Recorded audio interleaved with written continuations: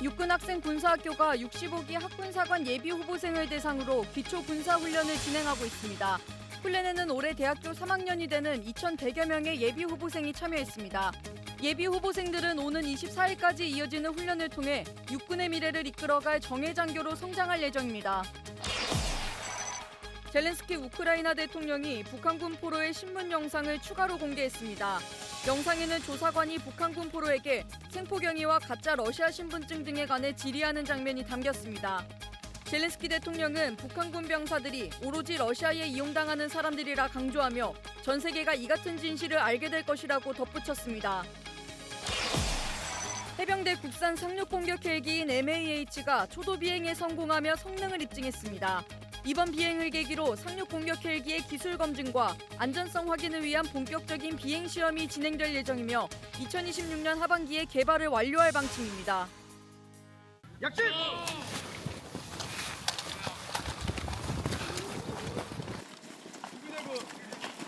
떨리지 않게 잘 끼우고 잘 끼우고. 오케이, 왔습니다.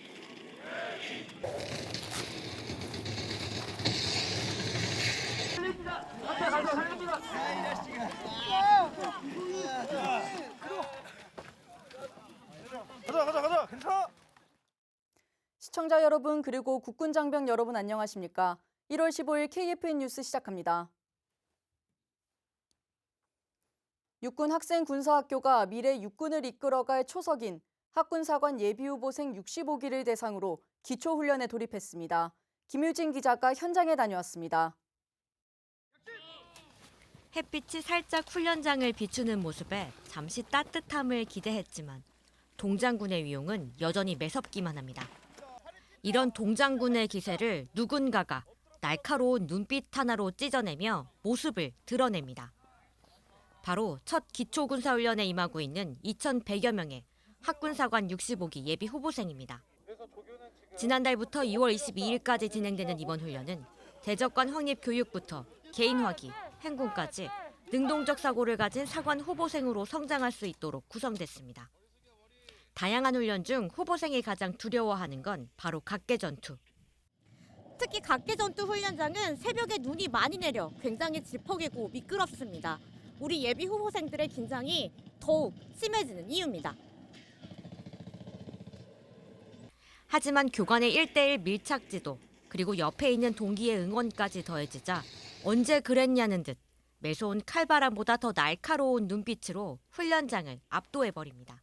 동기들이 옆에 있고 또 훈육관님, 교관님들이 늘 세심하고 따뜻하게 지도해 주셔서 추운 날씨도 있고 훈련에 최선을 다하고 있습니다. 훈련을 마치고 위풍당당한 학군사관 후보생이 되겠습니다. 모든 것이 낯설고 또한 긴장이 많이 됐었습니다.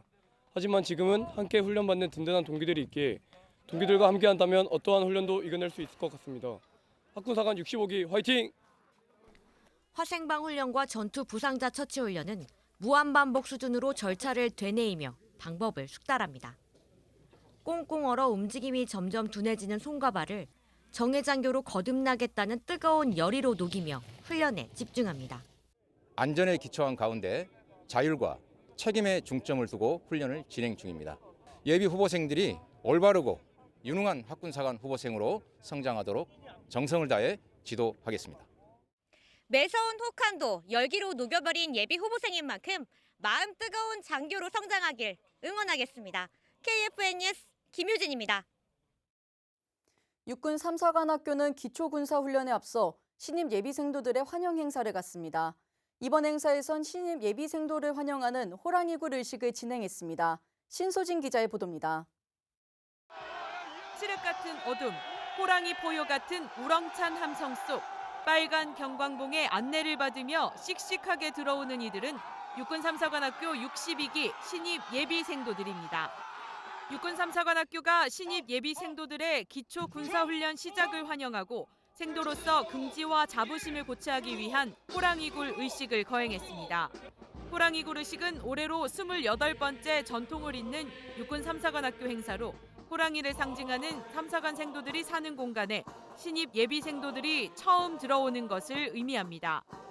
예복을 입은 선배 생도들의 도열로 시작한 행사는 여단장 생도의 재언과 교가 제창, 학교 구호인 카이 구호 제창, 중대별 환영 순으로 진행됐습니다. 선배 생도들은 아기 호랑이 같은 기훈 생도들에게 용기를 불어주고 예비 생도들은 반드시 용감한 호랑이인 삼사관학교의 생도로 거듭나겠다는 결의를 다집니다. 멋진 사관학교 선배님들을 보면서 저도 이와 같이 멋진 모습으로 수료하고 싶다는 생각을 했습니다.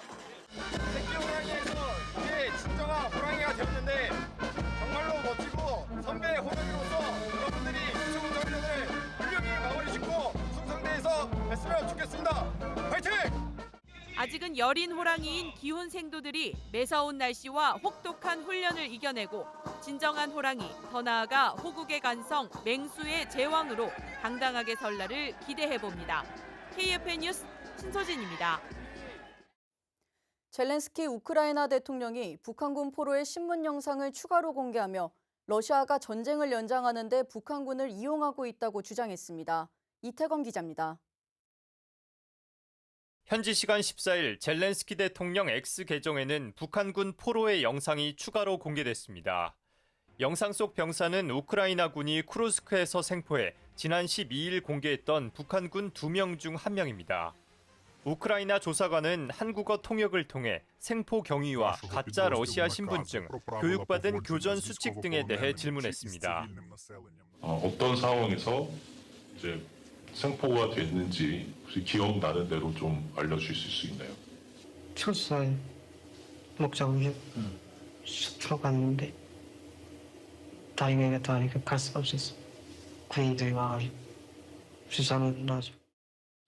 신분증에 대한 질문에는 전부 러시아어로 되어 있어 이름 기재 여부도 알 수 없었다고 답합니다.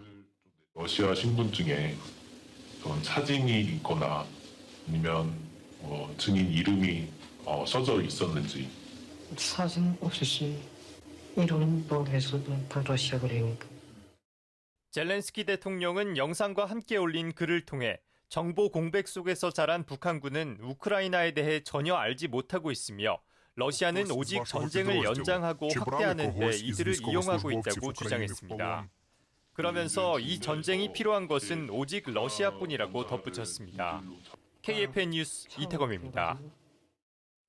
국산 해병대 상륙 공격 헬기 시제기가 첫 시험 비행을 성공적으로 마쳤습니다. 무장 능력 등 체계 개발을 모두 마치면 내년부터 해병대에 인도될 것으로 보입니다. 보도에 송민아 기자입니다. 해병대 글씨가 박힌 상륙 공격 헬기 시제기가 15m 상공으로 힘차게 날아오릅니다.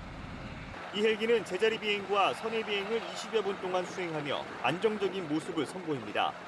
방위사업청이 국산 해병대 상륙 공격 헬기 시제기의 첫 비행을 성공적으로 마쳤다고 15일 밝혔습니다. 첫 한국형 기동 헬기인 수리온을 바탕으로 개조한 해병대 상륙 공격 헬기는 국산 소형 무장 헬기에서 입증된 최신 항전과 무장 체계가 적용된 것이 가장 큰 특징입니다. 앞으로 전력화 이후 해병대 마린온 상륙 기동 헬기가 적지를 강습할 때 엄호하는 임무를 맡게 되며 지상부대의 요청이 오면 화력 지원 임무를 수행하게 됩니다. 세부적으로 살펴보면 국산 헬기 최초로 공중전에 대비하기 위한 공대공 유도탄이 장착될 계획이며 20mm 터렛형 기관총과 공대지 유도탄과 같은 무장도 탑재됩니다. 특히 국산 천검 공대지 미사일을 탑재해 8km 거리에서도 정밀 타격을 통해 적의 방공망을 뚫고 핵심 시설을 파괴하는 임무도 수행할 것으로 방사청 측은 내다봤습니다. 방사청 관계자는 해병대 항공화력 지원 능력 보강은 물론 서북 5도 지역에서 적의 기습에 대비할 수 있는 능력이 강화될 것으로 기대된다고 강조했습니다. 이번 초도 비행에 성공한 상륙 공격 헬기는 앞으로 기술 검증과 안정성 확인을 위한 본격적인 비행 시험을 거쳐 내년 8월 체계 개발을 마치고 해병대에 20넉 대가 인도될 예정입니다. KFN 뉴스 송민아입니다.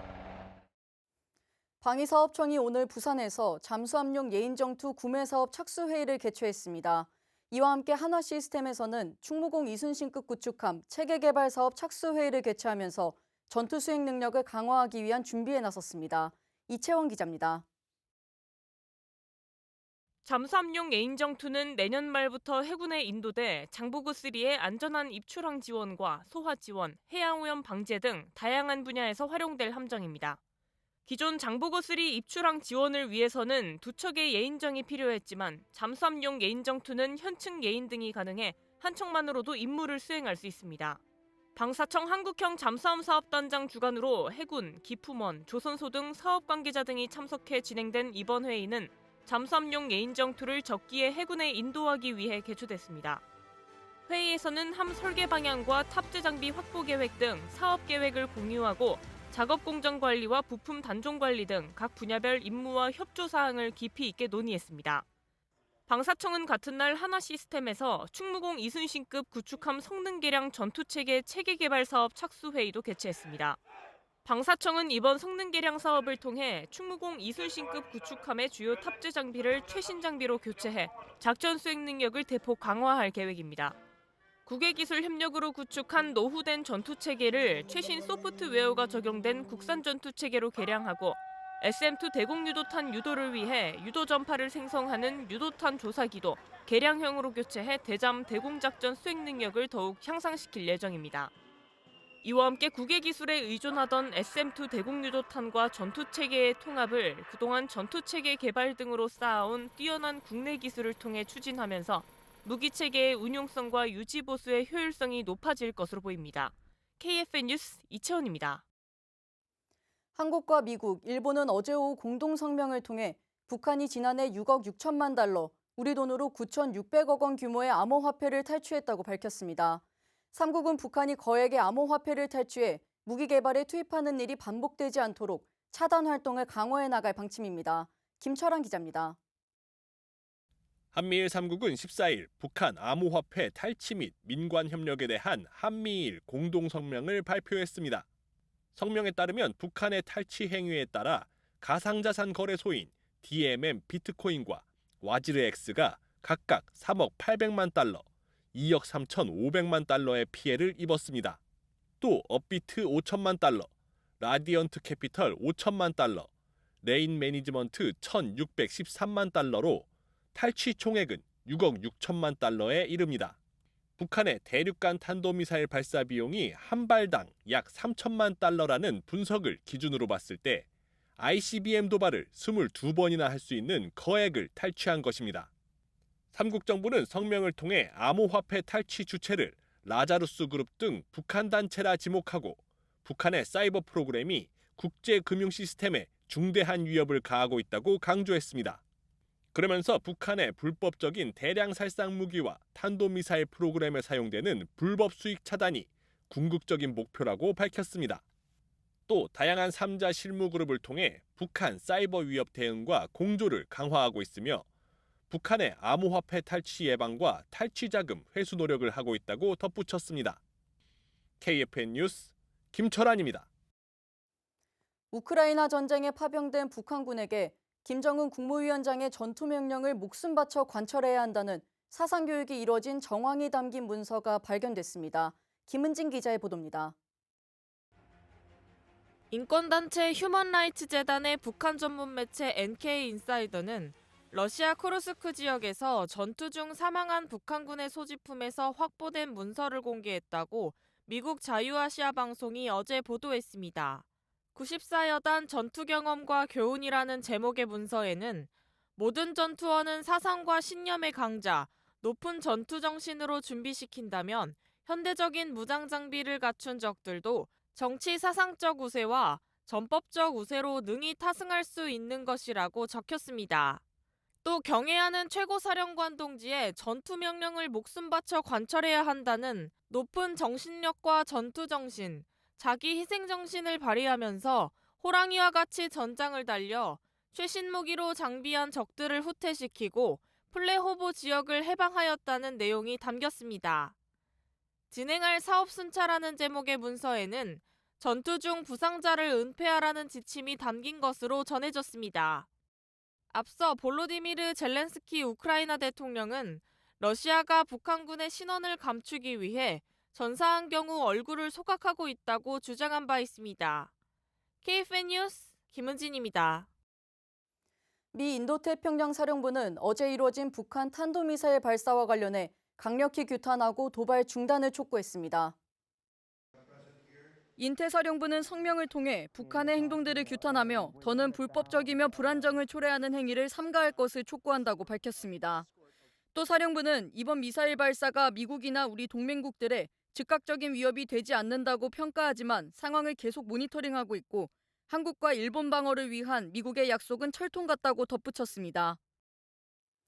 토니 블링컨 미 국무부 장관이 가자지구 휴전 및 인질 협상과 관련해 하마스의 결정에 따라 조만간 협상이 이뤄질 것으로 전망했습니다. 현지 시간 14일 블링컨 장관은 워싱턴 DC에서 진행한 중동 관련 정책 연설에서 지난 12일 중재국인 미국과 카타르, 이집트는 최종안을 제시했다면서 이같이 밝혔습니다. 그는 휴전 협상이 타결될 것이라고 믿는다면서 하마스의 수락 답변을 기다리고 있다고 말했습니다. 그러면서 조 바이든 대통령이 발표한 이른바 3단계 휴전안을 거론하면서 그 조건을 따라줄 것이라 믿는다고 덧붙였습니다. 앞서 바이든 대통령은 지난해 5월 생존인질 전원 교환과 가자 전역 이스라엘군 철수, 가자지구 재건 시작과 사망인질 시신 송환 등 3단계 휴전안을 공개한 바 있습니다. 이어서 그날 군대 이야기 시간입니다. 6.25 전쟁 당시 중공군 참전이라는 최악의 상황에서 반격 작전인 썬더볼트 작전을 성공시킨 매튜 리지웨이 미 육군 대장의 이야기입니다. 미 8군 사령관으로 6.25 전쟁에 참전했던 매튜 리지웨이 미 육군 대장입니다. 리지웨이 장군에겐 트레이드마크가 있었는데요. 오른쪽 가슴에 항상 수류탄을 차고 다녔습니다. 중장 신분으로 전쟁에 참전했지만 언제든 전투의 일선에서 병사들과 함께 싸우겠다는 의미라고 합니다. 리지웨이 장군이 한반도에 발을 디딘 그때의 전황은 국군과 유엔군에게 아주 최악의 상황이었습니다. 중공군은 1950년 10월 19일에 압록강을 건넜는데요. 11월 25일 중공군의 2차 공세 때는 38도선 이남으로 후퇴했어요. 아군이 후퇴의 후퇴를 거듭하는 상황에서 리지웨이가 6.25 전쟁에 참전을 했습니다. 최악의 전황보다 리지웨이 장군을 힘들게 했던 게 있었습니다. 바로 사기가 바닥까지 떨어진 아군 장병들이었습니다. 갑작스럽게 중공군의 공격을 받은 장병들은 공포에 질려 있었고 패배의식이 만연하게 퍼져서 자신감을 상실했습니다. 리지웨이 장군은 장병들의 사기를 끌어올리기 위해서 비행기, 헬기, 지프차로 최전방을 돌아다니면서 장병들을 격려했고 용기를 북돋았습니다. 지휘 통솔에 대한 신뢰를 회복하기 위해서 군단장 3명 중에 2명, 사단장 7명 중엔 4명을 교체했습니다. 리지웨이 장군이 장병들을 추슬러서 전투 의지를 회복시키고 있던 그때 중공군의 3차 공세가 시작됐습니다. 12월 31일부터 시작된 이 공세의 목적은 서울 함락이었어요. 아군은 서울을 다시 뺏겼고 수원, 평택까지 후퇴했습니다. 이후에 대한민국 정부가 다시 부산으로 옮겨졌고 서울 인구의 40% 이상이 피난을 가야만 했던 일사후퇴까지 일어나게 되죠. 이런 절체절명의 위기 상황에서 아군에게 기회가 찾아왔습니다. 1951년 1월 10일부터 중공군이 수원에서 더 이상 내려오지 않는 거예요. 이 상황을 의아하게 생각했던 리지웨이 장군은 위력수색 작전을 계획하는데요.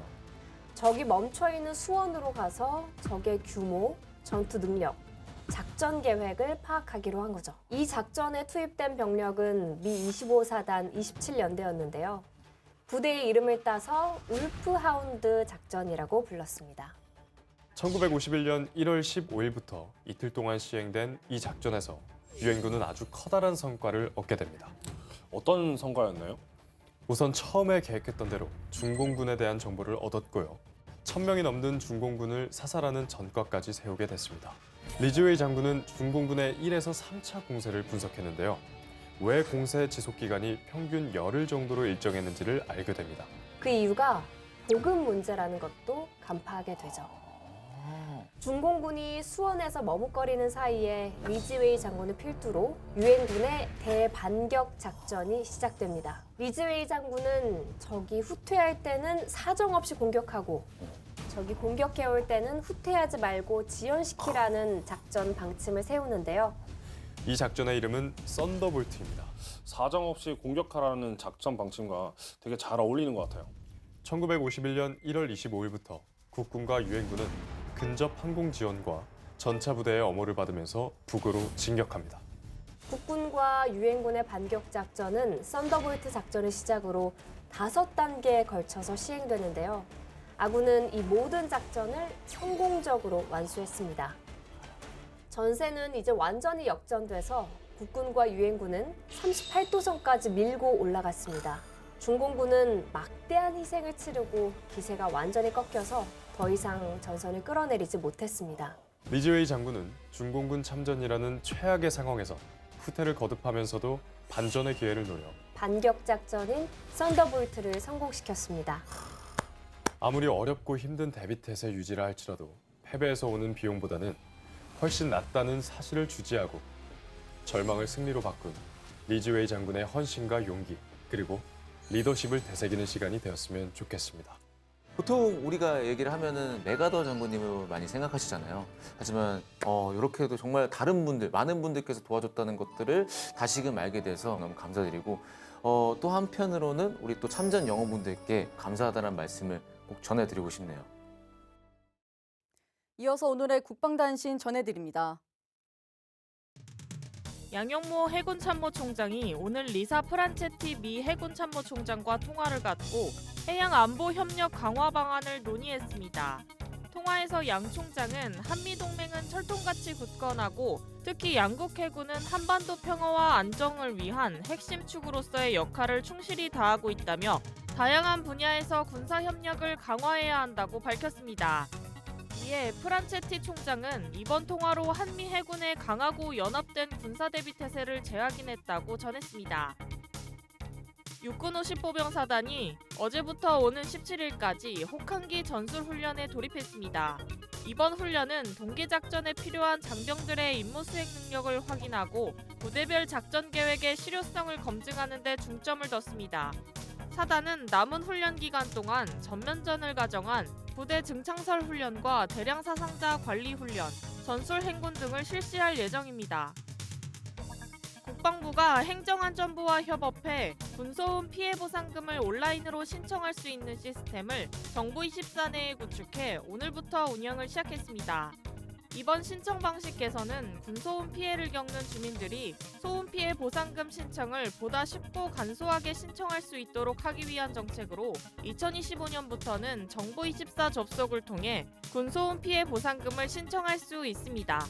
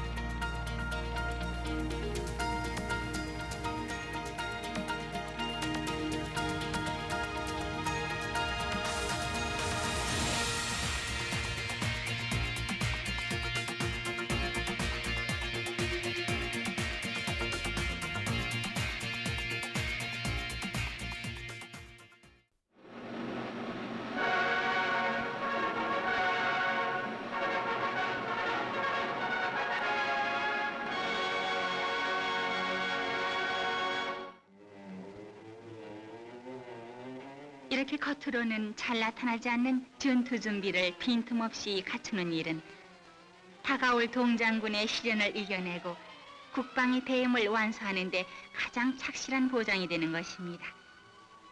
결국 충분한 급식과 따뜻한 난방 대책은 잘 다듬어진 무기 못지않게 장병들의 전투력의 기본적인 활력이 된다는 사실은 재론할 여지가 없습니다.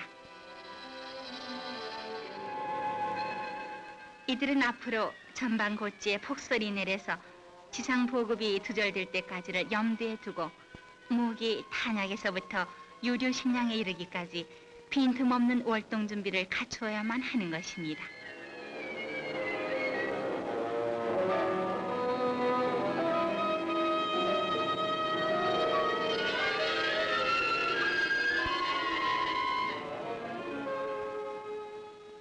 이렇게 해서 오는 3월까지 아무런 보급 지원 없이도 지탱해 나갈 만큼 충분한 무기와 탄약, 그리고 따뜻한 피복과 충분한 식량, 연료가 우리의 전방 모든 곳에 완벽하게 마련되어 가는 사실은 우리의 155마일 휴전선 방비가 그만큼 철통같이 완벽하다는 산 증거인 것입니다.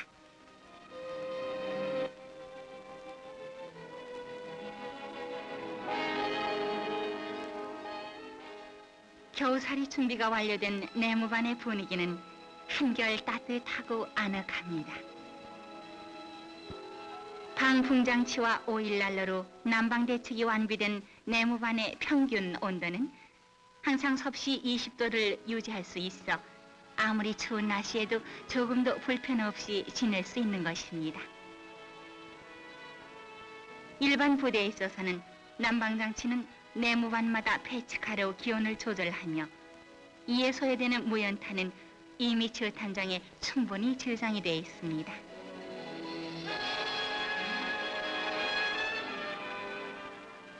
영하 30도를 오르내리는 전방고지에서 이렇게 따끈따끈한 열탕에 몸을 담그고 추위와 피로에 지쳤던 몸을 풀 수 있다는 사실은 얼마나 마음 흐뭇한 일입니까?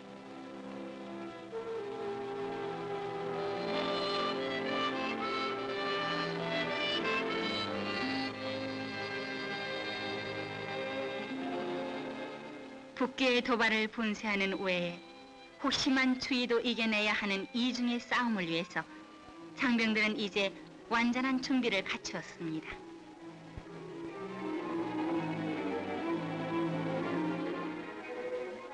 이제 키를 넘는 폭설이 내려도 매서운 폭풍이 살을 내이는 추위가 다가와도 전선의 방비는 완전 무결합니다.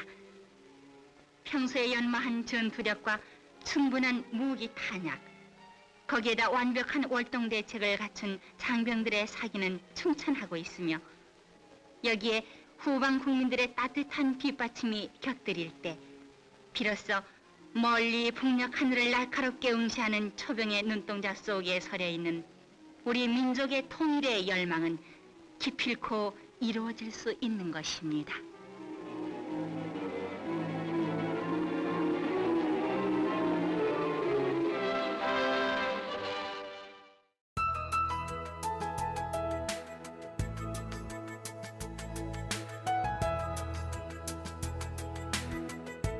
(1월 15일) 기상정보입니다. 오늘은 전날보다 5에서 10도가량 떨어져 춥겠습니다.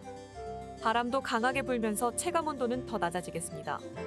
중부지방과 전라권을 중심으로 눈과 비가 내리면서 빙판길과 블랙아이스가 나타나는 곳이 많겠으니 교통안전에 유의하시기 바랍니다. 자세한 날씨 알아보겠습니다. 오늘 예보입니다. 오늘은 전국이 대체로 맑겠으나 서해안과 동해상은 흐리고 눈이 오는 곳이 있겠습니다. 해안 산악에는 강풍이 예상됩니다. 내일 예보입니다. 서부 지역으로는 오전 중에 약한 눈이 내리겠으며 충청 10시, 경기 영서 오후 6시에 점차 눈이 그치고 구름 많은 날씨가 예상됩니다. 그 외의 지역은 구름이 많은 날씨를 보이겠습니다. 내일 아침 최저기온은 서울 영하 5도, 철원 영하 11도 등 금일과 유사하겠으며 한낮 최고기온은 서울 5도, 대구는 5도가 예상됩니다. 오늘 작전 기상입니다. 전방 지역은 야간의 낮은 기온으로 작전에 일부 제한이 있겠으며 항공작전은 강풍으로 전 지역에 일부 제한이 있겠습니다. 해상작전은 전해상 높은 파고로 인하여 일부 제한이 있겠습니다. 주간 기상 전망입니다. 17일 금요일부터 주말까지 대체로 맑은 날씨가 이어지겠으며 금요일, 토요일 아침에는 일부 지역에 안개 영향이 있겠습니다. 다음 주 월요일에는 기압골 영향으로 중부지방에 약한 비 또는 눈이 예상됩니다. 21일에는 대체로 맑겠으나 동해안은 동풍에 의해 비 또는 눈이 내리겠습니다. 이상 공군기상단 제공 기상정보였습니다. 이것으로 KFN 뉴스를 마칩니다. 시청해주신 여러분 고맙습니다.